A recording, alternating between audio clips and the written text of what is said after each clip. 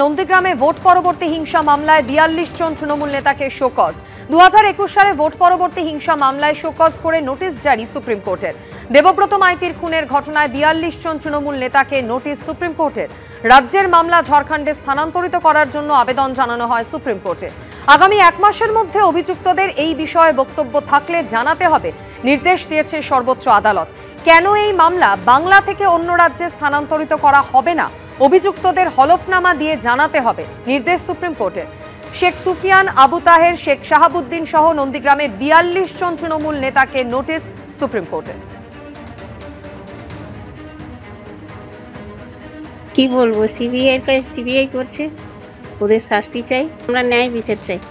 যদি সত্যি হয়ে থাকে এটা সঠিকভাবেই হয়েছে, এখানে রীতিমতো ধমকাচ্ছে। বিডিওকে গিয়ে খুনের মামলার আসামি শেখ সুফিয়ান শাহাবুদ্দিন বিডিওকে দাঁড় করিয়ে রেখে, মানে নাটক বা ড্রামা বা ম্যাচ ফিক্সিং হতে পারে, তো আমরা ভিডিওতে যে দেখেছি মারাত্মক।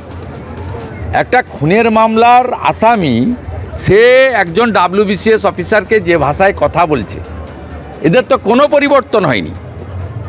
কয়লাকে যেমন দুধে সিদ্ধ করলে কয়লার রং কালোই থাকে, এই নন্দীগ্রামের এই সমস্ত জিহাদি জঙ্গি হিন্দুদের যারা খুন করেছে, এদের কোনো পরিবর্তন হয়নি।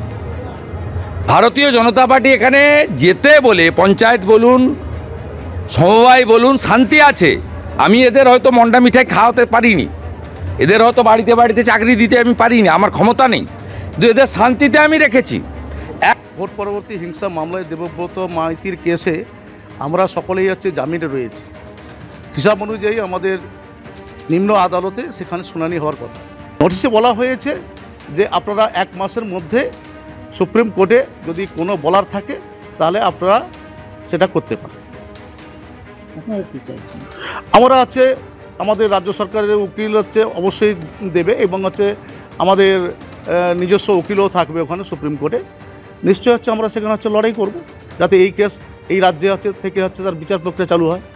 ২০০২ সালের তালিকায় নেই নাম, আর তারপরই নাকি বাড়ি বিক্রি করে বাংলাদেশে পালিয়েছেন উত্তর ২৪ পরগনার চণ্ডীগড় রোহান্ডা গ্রাম পঞ্চায়েতের দেয়ারা গ্রামের বাসিন্দা মান্নান। এমনটাই দাবি করেছেন প্রতিবেশীরা। শনিবারই মধ্যম গ্রামের মাঠপাড়া আর তার দিন 10 আগে বিশ্বাসপাড়াতেও দেখা গেছিল এই একই ছবি। কোথাও খাঁ খাঁ করছে গ্রাম, তো কোথাও বাড়িতে ঝুলছে তালা। শেষ পর্যায়ে রয়েছে SIR এর প্রথম পর্বের কাজ। একদিকে যখন এনুমারেশন ফর্ম সংগ্রহের কাজ চলছে, তখন আরেকদিকে সীমান্ত দিয়ে ধরা পড়ছে এই ছবি। কাতারে কাতারে দেশ ছাড়ছেন অনুপ্রবেশকারীরা। এবার উত্তর ২৪ পরগনার চণ্ডীগড় রোহান্ডা গ্রাম পঞ্চায়েতের দেয়ারা গ্রামে এই ছবি ধরা পড়ল। একতলা বাড়ি, তাতে ঝুলছে তালা। প্রতিবেশীদের দাবি এখানেই থাকতেন মান্নান নামে এক ব্যক্তি। SIR আবহে বাড়ি বিক্রি করে বাংলাদেশে চলে গেছেন। চণ্ডীগড় রোহান্ডা গ্রাম পঞ্চায়েতের দেয়ারা গ্রাম, SIR চালু হতে মান্নান নামে এক ব্যক্তি বাংলাদেশ থেকে এসেছিলেন। এই মুহূর্তে আমরা দেখতে পাচ্ছি তার বাড়ি তালা বন্ধ। প্রতিবেশীদের সঙ্গে কথা বলবো। মান্নান কতদিন আগে বাংলাদেশ থেকে এসেছে? অনেক দিন। কতদিন? তাও অনেক দিন হয়ে গেছে, 7-8 বছরের বেশি হয়ে গেছে। এখন কোথায় ওরা? এখন কোথায় সব কাজে টাজে গেছে, হয়তো বাড়ি বিক্রি করে দিয়েছে। হ্যাঁ। শুধুমাত্র চণ্ডীগড় রোহান্ডা গ্রাম পঞ্চায়েত এলাকাই নয়, শনিবার মধ্যম গ্রামের মাঠপাড়া আর তার দিন 10 আগে বিশ্বাসপাড়াতেও দেখা গিয়েছিল একই ছবি। অভিযোগ, SIR এর এনুমারেশন পর্ব এগোতেই কার্যত মানুষ শূন্য হয়ে গেছে মধ্যম গ্রামের মাঠপাড়া গ্রাম। স্থানীয় বাসিন্দাদের দাবি, এদের মধ্যে অনেকেই তৈরি করে নিয়েছিলেন ভারতের জাল পরিচয়পত্র, আর সেই জাল পরিচয়পত্র দেখিয়ে কেউ তুলতেন রেশন, তো কেউ পেতেন লক্ষ্মীর ভান্ডারের টাকা। কি খাওয়াচ্ছে ওদের? ভোটার লিস্ট, ভোটার কার্ড ছিল, আধার কার্ড ছিল, সব ছিল ওদের। লক্ষ্মীর ভান্ডার? হ্যাঁ, লক্ষ্মীর ভান্ডার সবই পেত ওরা, রেশন তুলতো, সবকিছু পেত ওরা। মাঠপাড়া থেকে মাত্র 2 কিলোমিটার দূরে বিশ্বাসপাড়াতেও ধরা পড়ে একই ছবি। এ নিয়ে চলছে রাজনৈতিক চাপানুতোর। জলের পোকা জলে যা, আমার স্লেট শুকিয়ে যা, যত পোকা বাইরে চলে যায় তত ভালো। আমার মনে হয় মাননীয় প্রধানমন্ত্রী যে চিন্তা ভাবনা করেছেন যে আগামী দিনে ডেমোগ্রাফিক মিশন আসা উচিত, এবং বাংলার ডেমোগ্রাফিকে যদি আমরা বাঁচাতে না পারি, সেই সময় যে জন্য পশ্চিমবঙ্গ তৈরি হয়েছিল, সেই উদ্দেশ্য সম্পূর্ণভাবে বিফল হবে। বাংলাদেশের লোক চলে গেছে, এর আগেও আমি এক জায়গায় শুনেছিলাম, কিন্তু তারা পরে শোনা গেল তারা সুন্দরবনের লোক, তারা সেখানে চলে গেছে। তবে আমার এইভাবে জানা নেই যে বাংলাদেশের লোক কেউ একটা বিক্ষিপ্তভাবে কেউ বাড়ি করতে পারে, কিন্তু কোনো ডকুমেন্টেশন না থাকে, যা ব্যবস্থা তাই হবে।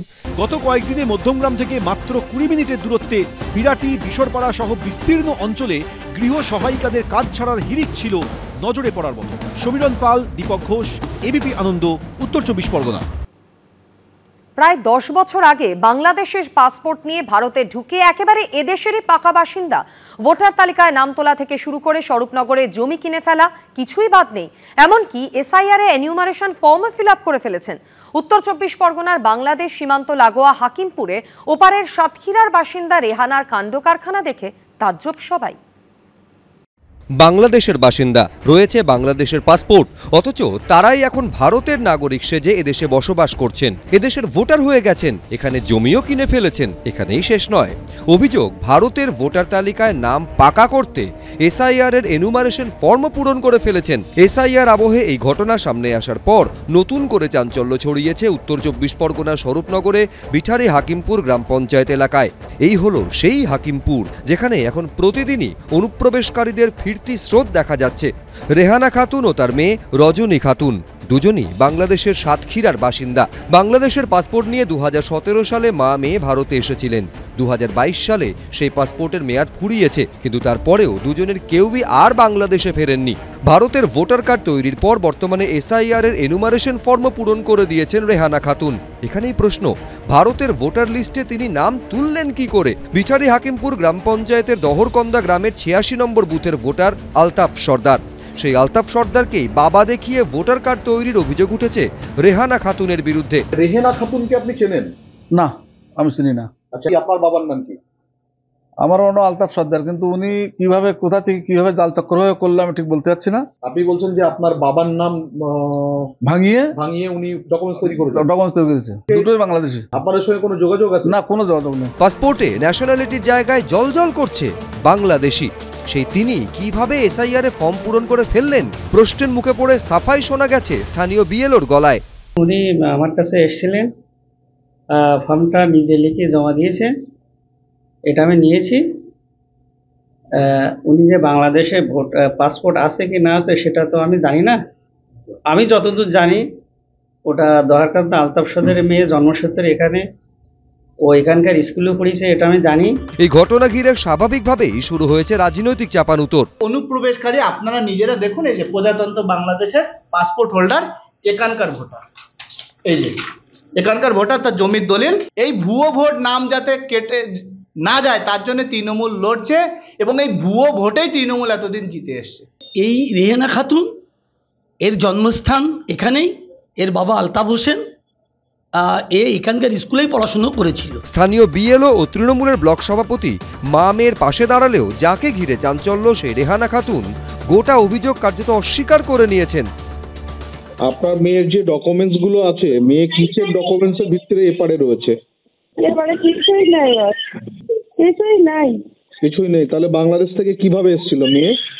আমার স্বামী দারু খেতো, মদ খেতো, মাছ যেত, তো আমার আব্বা মাছ যেতে দেয়নি, ছোটবেলায় নিয়ে চলে এসেছিলাম।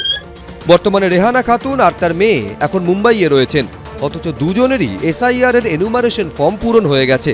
এখন প্রশ্ন হলো, আগামী 16 ডিসেম্বর যে খসড়া ভোটার তালিকা প্রকাশিত হবে তাতে কি এই মা মেয়ের নাম থাকবে?